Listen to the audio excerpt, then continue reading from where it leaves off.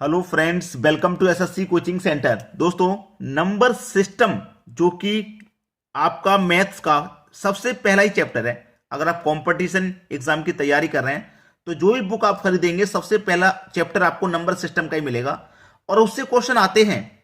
सभी एग्जाम्स में क्वेश्चन आते हैं उससे। तो उसी का एक छोटा सा वीडियो लेकर के आया हूं और सभी प्रश्न इंपॉर्टेंट जो कि एग्जाम में पूछे गए थे। अब इस पहले ही सवाल की बात करूं तो सीटेट 2012 में पूछा गया था। क्वेश्चन क्या है, 24 में दो के स्थानीय मानों का योगफल क्या है। स्थानीय मान पूछा जाता है, जातीय मान पूछा जाता है ना, तो सब कुछ क्लियर हो जाएगा।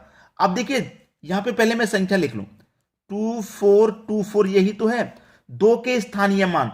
तो दो यहां पे दो जगह, एक तो ये रहा दो, एक ये रहा दो। तो स्थानीय मान का मतलब क्या होता है कि जहां पे दो है वहां उस दो को लिखेंगे और उसके बाद वाली सभी संख्याओं के स्थान पे जीरो आ जाएगा। तो दो के बाद में एक संख्या ना, तो एक जीरो यहां पे आ गया। अब एक दो हमारा ये रहा, तो इस दो को मैं लिखूंगा और दो के बाद में एक दो तीन संख्या, तो यहां पे तीन जीरो में बना लूंगा। ठीक है। अब इनके मानों का योगफल पूछ रहा है, यानी कि एक तो मान मेरा ये आ गया, एक ये आ गया, दोनों को योग करना है। 2020 यही तो संख्या, दोनों का योग करना है। ये जीरो आ जाएगा, ये दो आ जाएगा, ये जीरो और ये आपका आंसर होगा। ये होगा भाई आपका सही जवाब 2020 2020, यानी कि सी ऑप्शन आपका बिल्कुल सही जवाब हो जाएगा यहां पे। तो स्थानीय मान अगर आपको तीन दे दिए जाते, भाई तीन जगह दो होता तो भी आप बिल्कुल ऐसे ही निकालते। दो लिखना है, उसके बाद वाली सभी संख्याओं को जीरो, फिर दो लिखना है, उसके बाद वाले में तीन संख्या आ रहे हैं, तीन जीरो, फिर आगे भी दो होता तो दो लिख के उसके बाद में जितनी संख्या होती सबका जीरो, फिर सबको आप ऐड कर लेते। ठीक है, बात समझ में आ गई। चलिए अब देखेंगे अगला सवाल। अगला सवाल है, 2 3 4 3 6 में चार का स्थानीय मान व जातीय मान ज्ञात कीजिए।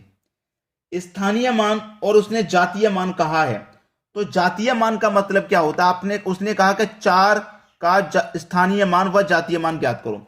अब चार का जातीय मान तो चार ही होगा, याद रखना। जातीय मान किसी भी संख्या का पूछ ले वो स्वयं ही जातीय मान होता है। जैसे पांच का जातीय मान कहेगा तो पांच ही जातीय मान है, दो का जातीय मान कहेगा तो दो ही उसका जातीय मान है। तो उसमें कुछ नहीं करना आपको, लेकिन स्थानीय मान के लिए करना होता है। मैं यहां पे संख्या लिख दूं, 2 3 4 3 6। चार का स्थानीय मान निकालना तो चार लेंगे और चार के बाद वाली जितनी संख्या उतने जीरो ले लेंगे। दो संख्या ना, मैंने दो जीरो ले लिया, तो ये हो गया आपका स्थानीय मान 400। क्या हो गया, 400 होगा स्थानीय मान। स्थानीय मान और जातीय मान क्या होता है, चार का जातीय मान बोला था ना, तो चार ही जातीय मान हो जाएगा उसका। पांच का जातीय मान बोलता तो पांच ही हो जाता। वो स्वयं ही जातीय मान होता है जिसका कहा गया है। ठीक है, तो उम्मीद करूंगा कि इसको समझने में आपको कोई समस्या नहीं आई होगी, आसानी से क्लियर हो गया। चलिए अब देखेंगे अगला सवाल। अगला सवाल है, संख्या 1 2 3 4 5 में तीन के स्थानीय मान तथा अंकित मान में अंतर है। ये जो अंकित मान है ना, ये क्या है, मैं अभी अभी पिछले क्वेश्चन में बता के आ रहा हूं, ये जातीय मान ही है। अंकित मान कह दो चाहे जातीय मान कह दो, एक ही बात है। ठीक है, तो संख्या क्या आपके पास 1 2 3 4 5, तीन के स्थानीय मान। तो सबसे पहले तीन कहां है, ये रहा, तीन का स्थानीय मान निकालो, तो तीन के बाद जितनी संख्या उतने जीरो हो जाएंगे। ये हो गया आपका स्थानीय मान भाई। ठीक है, ये तो स्थानीय मान हो गया, स्थानीय मान हो गया ये। अब अंकित मान, भाई तीन का अंकित मान तीन ही रहेगा, भाई तीन का अंकित मान तीन ही रहेगा। जातीय मान क्या होता है, जो कहा गया वो स्वयं ही होता है। ठीक है, लेकिन बदल सकता है यहां पे भाषा को, या तो यहां जातीय मान कह देगा या अंकित मान, दोनों का मतलब एक ही है। तीन का अंकित मान तीन ही रहेगा, अगर जातीय मान कह देता तो तीन का जातीय मान तीन। ठीक है, दोनों का इनका अंतर पूछा है, अंतर। तो ये तो हमारा 300 है जातीय मान, अंकित मान हमारा तीन है, दोनों का अंतर करे तो हम अंतर कर देंगे, यानी कि माइनस कर देंगे। तो 300 में से तीन को घटा देंगे, बचेगा क्या, 297, 297, यही तो बचेगा भाई। तो इसका मतलब यही आपका सही जवाब हो गया, 297। 297 बी ऑप्शन है बिल्कुल सही आंसर आपका। क्लियर हो गया। चलिए अब देखेंगे अगला सवाल। अगला सवाल है, 29503 में 5 के स्थानीय मान तथा 32071 में 7 के अंकित मान में अंतर है। बहुत अच्छा सवाल। ठीक है, इसका हमें क्या करना है, 5 का स्थानीय मान। तो संख्या मेरी ये रही, 29503 में 5 का स्थानीय मान 5 लिखेंगे, 5 का जितनी संख्या उतनी जीरो, यानी कि ये तो 5 का स्थानीय मान हो गया 500।